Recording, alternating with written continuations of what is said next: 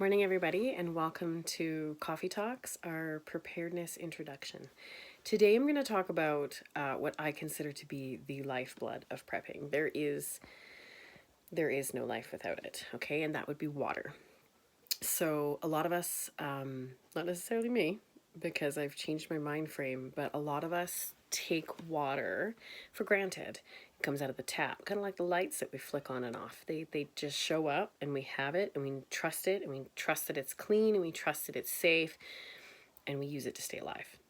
Now, if we were going into a winter power outage, which is what our series is touching on, a longer term, few days or more winter power outage,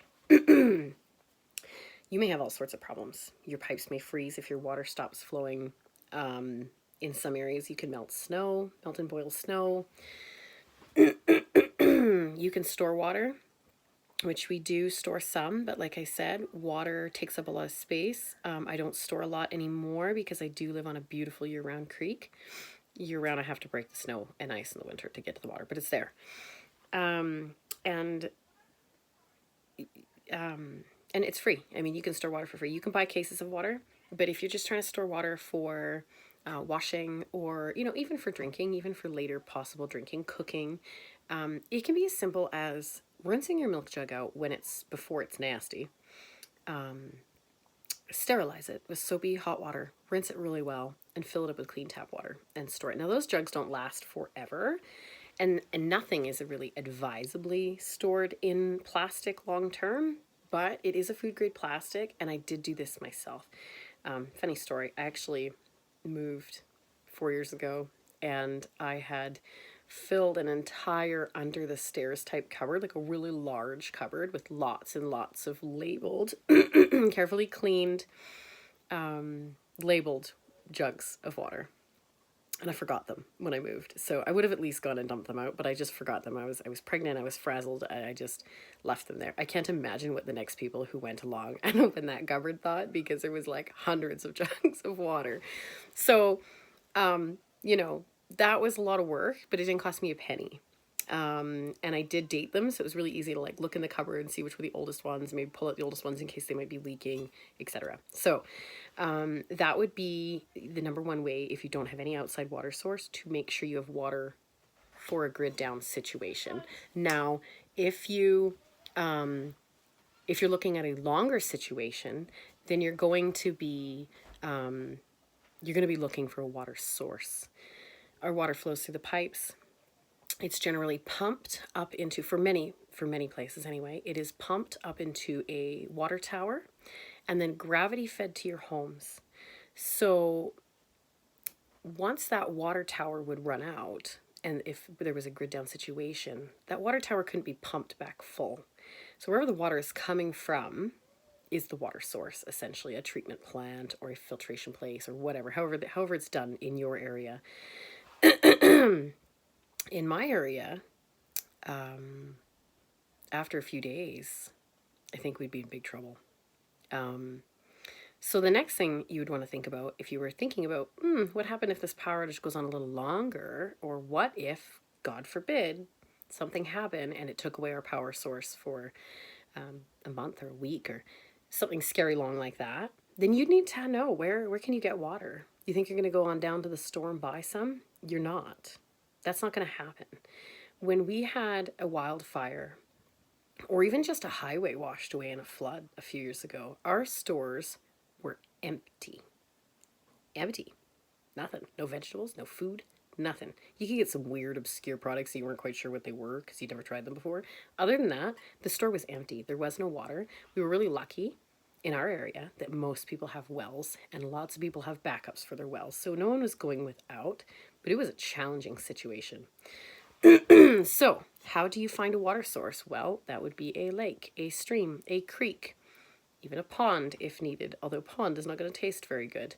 You're looking at a source that you don't control, but that no one else controls either. You're not going to want to go take water from someone else. So find a wild water source, and then you have to figure out, how do I make this water safe for me? Because despite what some preppers will say, I don't care how clean the mountain is, animals still crap in that water. Okay, a deer may still with a mortal wound may still wander, or a bear or any animal may wander along trying to get water, because that's what animals do when they're close to death, and die in a creek. You don't know for a fact if that water that's downstream is clean. So I don't drink. My children would never be allowed to drink unfiltered water. I just don't want to risk that. Even now, even when without an emergency, I wouldn't go there. But in an emergency, I would be less inclined to let them drink possibly dirty water. So once you've secured a water source, or you're pretty sure you know where you can get a water source, get comfortable with that water source. Can you access it? Where's the best place to get down to that water, if it's a running creek or a fast river or whatever else? And then there's a few ways you can make your water safe to drink. So one super simple, super cheap way, and there's many brands, so I'm not flouting any brands particularly, is what's called a life straw. So I have several of these. One of these does, if I remember correctly, 4,000 liters. That's a lot of water. I mean, that's a lot of water. And it shows the dude drinking out of a pond. That's ridiculous. I mean, come on. You're going to take your water, if possible, and you're going to put it in vessels that you will carry it in. A really easy way to get rid of the silt and dirt and rock and sediment and anything else in the water that you don't want that's actually a physical being. Simple as that. Coffee filters. These ones came from the dollar store. So $1.25, and I have 100 of them. So I would give, if I was drinking an outdoor water source, I would give it a preliminary filter, because that will save any long-term filters. That this does bacteria, protozoa, viruses, etc. Life straws and such don't do chemical contaminants. So if you're looking at flood water, don't drink flood water, ever, for any reason. It has all sorts of crap in it that you can't filter out. But this does 99.9% of viruses, protozoa, bacteria, etc. This will take out the sediment and any junk in it, any rocks, dirt, fuzz, leaves, bug bodies, God knows what else. That'll take it out. And then you could filter it with this. And that would give you completely clean drinking water. Now you can just dip this into a source and drink through it, but you will prolong the life of your filter and the safety of your filter if you take out the gunk first. So, number one, I would use these no matter how you're going to purify your water. If you're going to filter an outdoor water source, this is it. Then, once you've got your source, your water source clean, so you don't have a life straw, there's many ways you can make that water safe, okay? You can use bleach. I know that sounds crazy. Any unscented bleach will do. Make sure it doesn't have other stuff in it. It's just bleach. And now I cannot remember the exact ratio. You'd have to look it up yourself, but you add the bleach to the water and you let it gas off. Once that bleach no longer smells, or that water, sorry, no longer smells like bleach, or it only slightly smells, just a touch, that water is now safe to drink. And it's killed all the bacteria. It might taste a little bit like pool, just a little bit, but that's okay. Once it's down to the point where you can barely smell the chlorine or barely smell the bleach, sorry, it's safe to drink. Again, look up your own ratios on that. Another way to clean water is pool shock. When I first went to Walmart and asked for this, I didn't know what it looked like. I was like, what is pool shock? And they were like, well, that's what you shock your pool with. I was like, I know what it is, but where do I find it? And what does it look like? I don't know, a pool. I don't think I'll ever own a pool. But if this stays good for practically forever. This is its powdered form, so it's in powdered granular form and smells like pool, and it'll stay good forever. Again, you need to know your ratios, know how much you need, because it's not very much. But this is another way you can sterilize clean water, safe for drinking. Another way is there's iodine tablets that people use sometimes, or iodine drops. Again, I'm not actually familiar with that one. I don't stock that, but that is another way you can filter drinking water, purify drinking water. And if nothing else, filter it, make a fire, and boil it on the fire. Once that water, the old news was 10 minutes, but once that water comes to a rolling boil, a true rolling boil, it is sterilized. There are no germs in it anymore. Now you cool it and you drink it. So there you have it. That is how easy it is. You need to know these things. You may think that water is going to always come through the pipes, but if it doesn't, you need a backup plan. You cannot live without water, okay? It is crucial. You can't water gardens without it. You can't keep your children alive without it. You have a heck of a time cooking without it. You can't clean without it. How are you supposed to stay alive?